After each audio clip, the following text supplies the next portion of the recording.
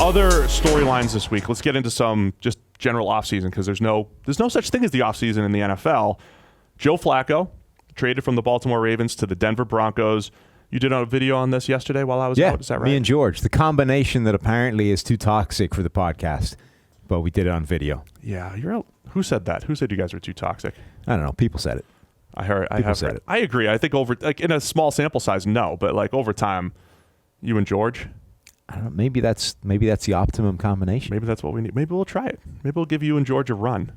You guys need an extended run to see. Yeah. If the numbers tank. Right. You got to play it out. So what are your thoughts on this lateral move for the Broncos from Case Keenum to Joe Flacco? So I think what summed it up best was when we pulled up the PFF WAR numbers, wins above replacement. If you swapped Case Keenum out for Joe Flacco last year, you win maybe one more game. Maybe. Yeah. That's how close they are in WAR. 23rd and 25th, I think, in terms of based quarterbacks. Off multiple years. Yeah, just right? quarterbacks. Yeah. The best possible silver lining for Denver Broncos fans is if this changes their draft strategy not one iota. And all it did is change the potential bridge quarterback to the guy you're going to draft in the first round. You just used the term. Last year when we did our free agent analysis, it was like, all right, Case Keenum, bridge quarterback. Signs a 2-year deal. You're not really locked into him. If you're the Broncos, why do you go from one bridge to another bridge? Flacco is a bridge at this point. Yes. I don't even know how this comes up on your radar as a potential option. You're like, okay, the Case Keenum thing didn't really go so well, but don't worry, we have the number 10 overall pick in the draft, and there's some quarterbacks available. Which one are we zeroing in on? Who comes into the room and goes, hey, guys, Joe Flacco might be available for a 4th-round pick. What do you say we throw one of those over to Baltimore? So, how does that even come up? Look, in isolation, if you weren't attached to Keenum, Joe Flacco for a 4th-rounder, I don't hate. If you literally had no other quarterback on the roster and you were like, well, we're going to need somebody before this 1st-rounder starts, hey, Joe Flacco might be available. I get that, right? That but you already have Keenum, right, who you're kind of stuck with. Like, I literally don't understand how that came up as an option. Like, who brought that to the table, and why were they not immediately slapped in the face for suggesting it? Yeah, so everybody's like, oh, LOL, Flacco, right? I mean, this is stupid. Bovada actually lengthened Denver's odds for the Super Bowl when Joe Flacco was traded. They went from 100 to 1 to 125 to 1 when they made this trade. I don't think I've ever seen that before. That's pretty amazing.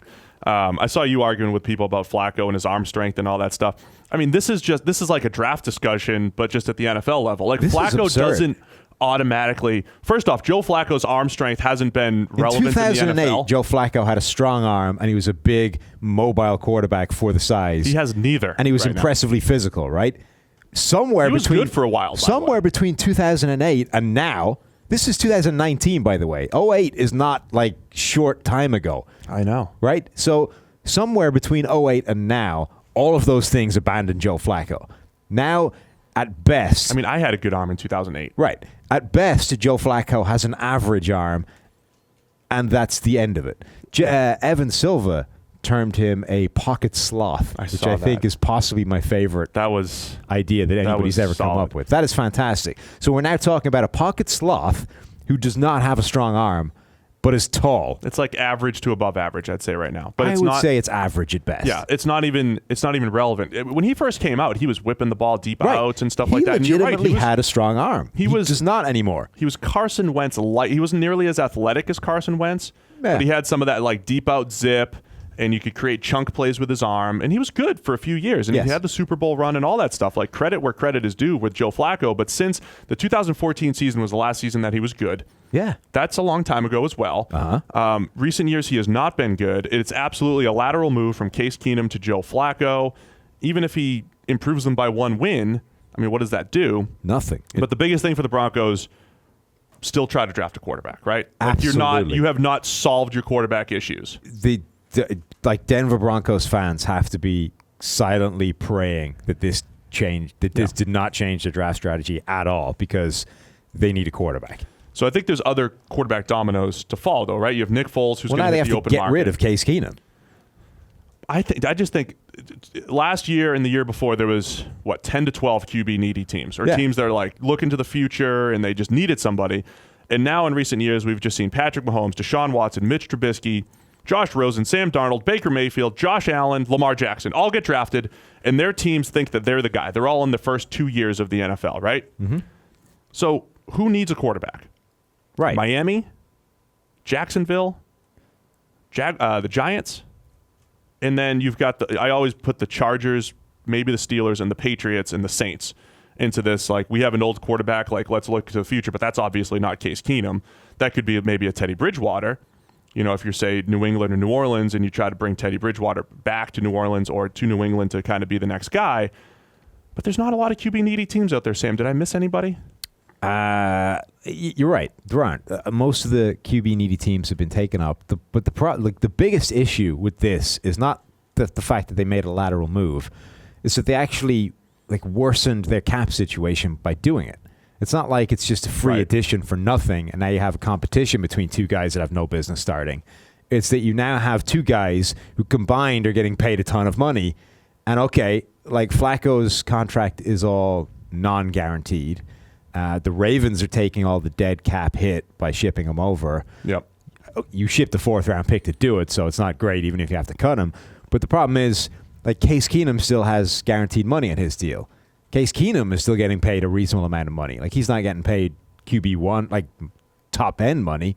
His contract was always kind of a hedge. He was a perfect bridge quarterback. Right. His contract was always kind of a hedge. But now when you combine the two of them, you can't carry both of those contracts and the first round. One of them needs to go. And it's going to cost you money or a draft pick to get rid of one of them. So unless you can find a trade partner for Case Keenum, which seems pretty unlikely given that you just hung the sign saying he's no longer the guy here. That's the biggest problem with this deal, is that you've made it massively problematic to carry both of them on the roster. Yeah. Yeah. And no easy way of getting rid of one of them. Right. Where do you think the rest of the dominoes fall then? Do you think there's a lot of hype around Foles going to Jacksonville? There's just a lot of buzz in general that Jacksonville's going to get a Foles or Bridgewater, right? Like a guy that's somewhat more of a veteran rather than a. And that's the other issue with the Case Keenum thing, right? Would you trade for Case Keenum or would you pick up Teddy Bridgewater? Yeah, there's still a lot of doubt with Bridgewater. Oh, absolutely. We haven't seen a whole lot since the big injury. Same with Keenum, right? We've seen one good year, and he's Keenum. I think we nailed the Keenum analysis last year, which was there was one career year with the best receivers in the NFL in Minnesota. He can't duplicate it in Denver. I think before the season we said he's the number 25 best quarterback in the NFL at best, and that's where he landed. That's also Blake Bortles' range as far as if you're just ranking quarterbacks in the NFL. That's that would be a lateral move for Jacksonville from Blake Bortles, who they want to move on from. So I wouldn't go that route. No. Teddy Bridgewater, there's a question mark. Maybe Teddy can be a top 15 quarterback, but you don't know. I think all these teams you got to keep. So you've got those guys, plus you have the draft coming, and the draft has bigger question marks, I think, than we've seen. The Giants probably need a quarterback, but they are positioned to grab one in the draft. The Jags probably they're right behind the Giants to grab one in the draft. So again, you've got potential landing spots where teams are probably looking more to the draft than they are these potential free agent options. I think there's this feeling around the Jags, though, that they still have all these defensive pieces, right? This is the feeling, right? They're 2 years removed from the AFC Championship. Yeah, let's get Foles, right? And honestly, a full year of Foles is probably Joe Flacco. Is a Flacco, as we said a few weeks ago.